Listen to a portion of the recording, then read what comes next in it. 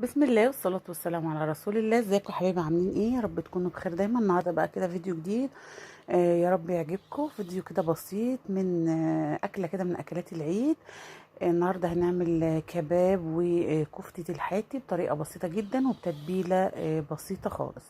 هنا معايا كده لحمة مقطعاها قطع زي ما انتم شايفين، ودي كمان لحمة ضاني عشان ولادي مش بيحبوها، فعاملة لحمة ضاني ولحمة عادية. ودي معايا لحمة مفرومة، ودي بصلة كبيرة كده مبشورة، ومعايا ملح وفلفل وبهارات لحمة او السبع بهارات. مش هحط توابل او بهارات تاني، هي كده علشان تظهر طعم اللحمة، والشوي مش عايز بهارات كتير. فمعايا كده اللحمة المفرومة، هحط لها الملح والفلفل اهو زي ما انتوا عايزين. تكتروا بقى تقللوا براحتكم. هحط لها شوية كمان من البهارات اللحمة او السبع بهارات، وشوية من الملح اهو. متنسوش يا حبايبي الاشتراك في القناة وتفعيل زر الجرس لو مش مشتركين عشان يوصلكم مني كل جديد بنزله. هحط كمان رشة الملح. وهنا معايا البصلة هعصرها من المية بتاعتها، وهاخد التفل بس للكفتة اهو. ما نكترش بصل، كل ما قللت في البصل بتطلع طعمها حلو. لو كترت في البصل صراحة مش بتبقى حلوة، مش بتبقى زي بتاعة الحاتي. فهي بصلة كبيرة كده حلوة، تبشريها بشر ناعم وتعصريها زي ما انت شايفة كده، تاخدي التفل وتسيبي المية على جنب. اخدت كده التفل كله زي ما انتوا شايفين، هي بصلة واحدة. وهبدأ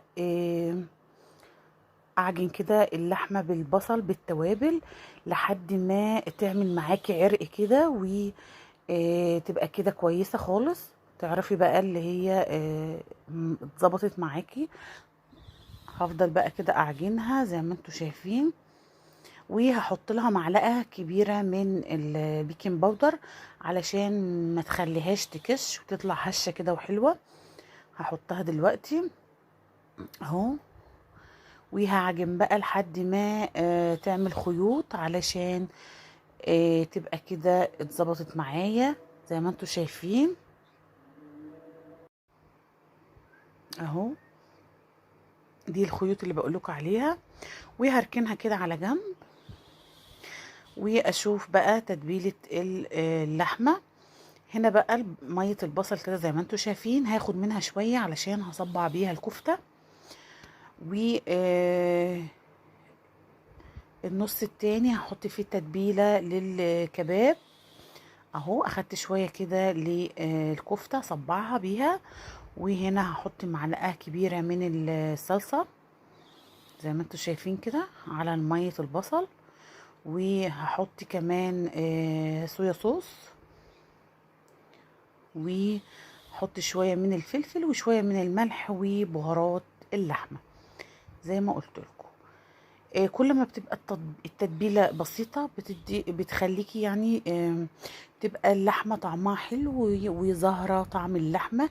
مش بتاكلي تتبيلة وتوابل، لا، بتظهر طعم اللحمة. دي الطريقة اللي جربتها وبصراحة كانت نتيجة تحفة، والطعم هيبهرك. حط بقى هنا شوية وهنا شوية. طبعا دي لحمة ودي لحمة، بس دي ضاني ودي عادية. فالضاني بقى هنعلمها بالخضار علشان ولادي مش بيحبوا الضاني، فهحطها في سياخ كده بالخضار، والتانية هعملها عادي من غير خضار. هتبلها بقى كده كويس وهسيبها على جنب. التتبيلة دي يستحسن يكون من بالليل، بس انا بصراحة عملتها الصبح، قعدت 4 ساعات وبعد كده شويتها زي ما انتوا شايفين كده. لان عشان اللحمه تبقى طريه، وممكن تحط لها كمان شويه من الخل عشان الخل بيدي طراوه للحمه وبيخليها تستوي بسرعه. بس هي كانت مستويه وزي الفل. هنا بقى جبت كده شويه الميه البصل، احط عليهم شويه من الزيت ورشه فلفل، وهبدا اصبع الكفته على طول على اي حاجه بقى، سيخ عصيان من اللي هي بتاعت الشيش طاووق عادي برضو. سيخيها بقى بالحجم اللي انت عايزاه، وهرصها كده في الصينيه لحد ما نطلع بقى نشوي على السطح اهو. لو عايزة زي ما قلتلك تسيخيها على العصيان الشيش برضو بتبقى حلوة، بس انا بصراحة عملتها كده فبتبقى حلوة برضو، بتبقى كده مجوفة من جوه، وبتبقى السوا بتاعها حلو جدا. احسن ما بتعمليها كده من غير السيخ اللي انتي بتصبعي عليه ده. هعمل بقى كده كل الكمية اللي معايا زي ما انتوا شايفين، وهسيبها في التلاجة شوية تتشمع لحد ما نطلع نعمل الفحم وكده. فهجيب بقى كده اللحمة عشان هشيشها بقى، ومعايا هنا بصلة صغيرة وواحد من الفلفل الرومي. هبدأ بقى كده اشيش الكباب او اللحمة اللي انا مقطعاها قطع. دي اللحمة العادية هحطها كده في السيخ وهرصها زي ما انتوا شايفين. طبعا زي ما انتوا شايفين كده شربت التتبيلة اهي، والطعم بقى ايه ثابت فيها جدا، والطعم والريحة روعة. جربوا الطريقة والتتبيلة البسيطة دي هتعجبكم جدا جدا، وهتعتمدوها في كل المشاوي. بصراحة كانت طعمها رهيب. طبعا هعمل شوية من الرز الاصفر، مش هكتر لان الاكلة دي بصراحة عايزة عيش. وعملت شوية صغيرين، هي كوباية من الرز بس كده، واللي حابب ياكل رز اصفر واللي حابب ياكل عيش. وعملت كمان سلطة بلدي الخضراء، وعملت سلطة طحينة، وجبت شيبسي وجرجير ومخلل، وكانت أكلة زي العسل. اهو دي بقى الضاني هحط لها كده ايه فلفل كده وبصل علشان بس نعلمها بيها، علشان اللي مش بيحب الضاني يبقى عارف اللي دي ضاني ودي لحمة عادية. هحطها كده بقى، احط الخضار برضو كان طعمه حلو جدا. اهو خلصنا بقى كده كله. طبعا الكمية اللي انت عايزاها على قد بقى اللي هياكل تعملي.